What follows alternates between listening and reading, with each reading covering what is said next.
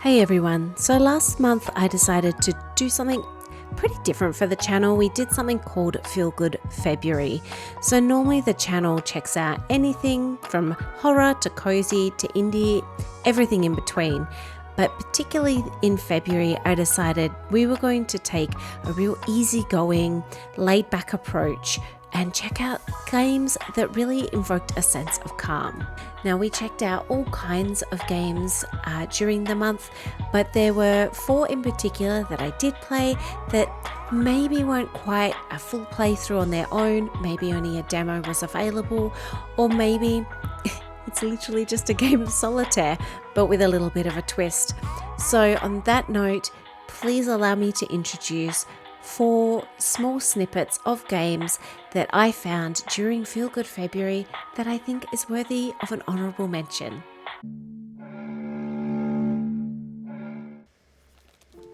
Star and Serpent Solitaire is a new twist on the classic Klondike Solitaire that many of us will remember from the free Microsoft games put onto most of our home PCs in the 90s and 2000s. Whilst the gameplay is almost identical to the original game, Finnish developer Star Serpent Pilvinen has added the concept of building the major arcana collection of a tarot deck. Additionally, the cards using during play are all the base levels of tarot, with spades being swords, hearts are cups, diamonds are pentacles, and clubs are wands. We also have the additional card introduced between the 10 and the jack or knight of the page, and this definitely threw me a couple of times and takes a little bit of getting used to. Winning a game will gain you the displayed card from that major arcana. The dev has also produced unique music playing in the background for each game named after that said card. This produces an almost a hypnotic state that allows you to be focused on the organizing and stacking of cards. Like the classic Klondike, it also has the player accumulating a stack of coin and treasure, which slowly amasses in an almost comically large treasure room. This I found to be fun to watch slowly grow from a small puddle into a greater and greater pile that would have Scrooge McDuck whipping out his swimming trunks. The dev obviously has a lot of love for the classic game, and the presentation really shows this, from the music, the artwork on the decks, to the human-like stacking of cards. In the how to play section, they also set your expectations, letting you know that this is a drop in and out game, not to stay too long each playthrough, and that you'll realistically only win about 1 in 20 games. The game also has a lot of options for players to toggle off and on, all of which have a mildly humorous description when hovered over, which I found to be really cute.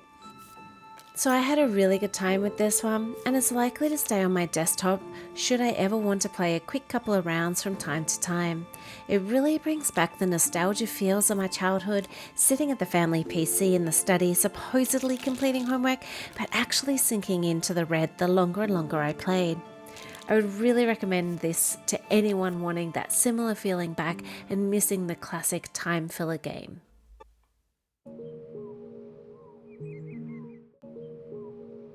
Cozy Cat Isle is a cozy collectibles idler made by developers Dopkey Games and Pixel Daku.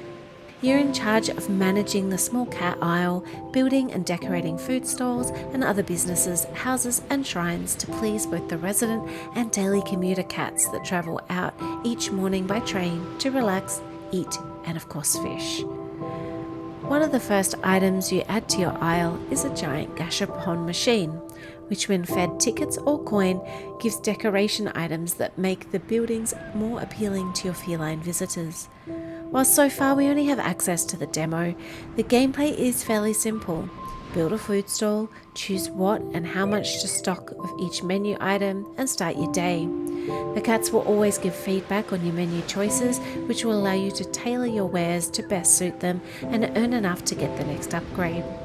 The game is heavily influenced by the Nekojima Islands in Japan, with the pixel graphics and relaxing music adding a beautiful charm to this game that kept me playing till I had completely exhausted all that the demo had to offer. The devs are quite active on their Discord, sharing updates as the full game gets ready for release, which is estimated by Q2 of 2026. with devs suggesting that the full game will have several different themed levels, each with new buildings, shops and decorations fitting to the scene. The scenes are likely to be built around nature, seaside life and community. Me personally, I would love to see a Tokyo neon light nightlife scene. However, I do realise that this game is being created by a tiny team, and perhaps if everything is not available in the initial release, there might be updates to add things along the way. So if you like cats, Japanese life and just vibing out, this might be one to check out and add to your wish list.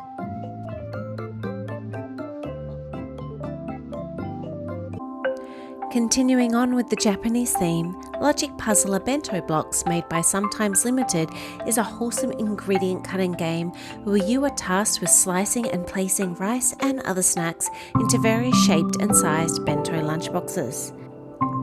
The game has various recipe book chapters, each with different hand-painted interactable background locations and theme music. The levels quickly ramp up in difficulty, adding a definite challenge to the player as they try to succeed with as fewer cuts as possible. Well, there probably isn't much else to say about this one. It's a game I find myself popping in and out of from time to time when I want a quick little game to relax with at the end of a day.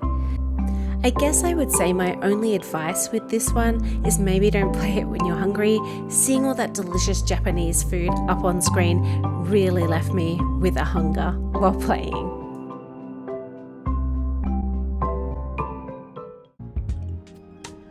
"2026 has started strong by heavily leaning on the rose-coloured nostalgia in all of us, and store management simulation game Thrifty Business is no exception to these reminiscences. Developed by Spell Garden Games, who previously bought us Sticky Business, a cozy game where you ran a sticker printing enterprise, got to know some of your customer base by how your bespoke stickers helped them through moments in their lives. And their new game Thrifty Business takes a similar approach. Here, your character has decided to run a small town thrift store. You get to decide how the items are to be arranged and how each space in the shop is then decorated, be it witchy spooky style items, practical household wares and retro Y2K clothing.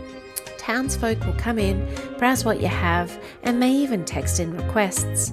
The difference being, like with most thrift stores in real life, you have very little control over what second-hand items are donated or available for purchase, meaning it may be some time before you can fill the customer's requests. But being a cozy game, speed and leveling up is not the main aim of the game. Organising, decorating and getting to know your customers as they open up to you and share their worries and dreams is what gives this game a real wholesome, relaxing atmosphere. The game also offers the player the chance to organise themed events for the town community, which further opens up more customers' storylines and dialogue. The game is set to be released later in 2026, with the demo currently available on Steam.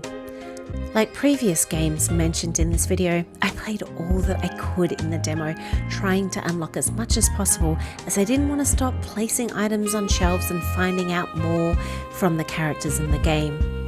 I would say for anyone who likes a cozy, story-driven store management type of game, this one really might be one for you to check out later this year. Well, that's it for me. That is 4 cozy games that I checked out over the month of February for Feel Good Feb.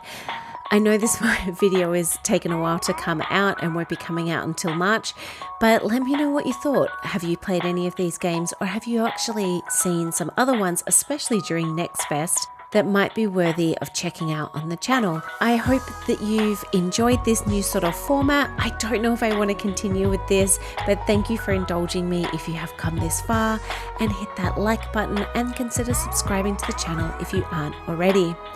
But on that note, thank you so much for the last 2 years the channel is now. So thank you so much for your support and everything. It means the world to me. What started as just a little hobby to see could I actually do it has really blossomed into something that I absolutely love. But yeah, thank you so much again. And on that note, I'll see you in the next one.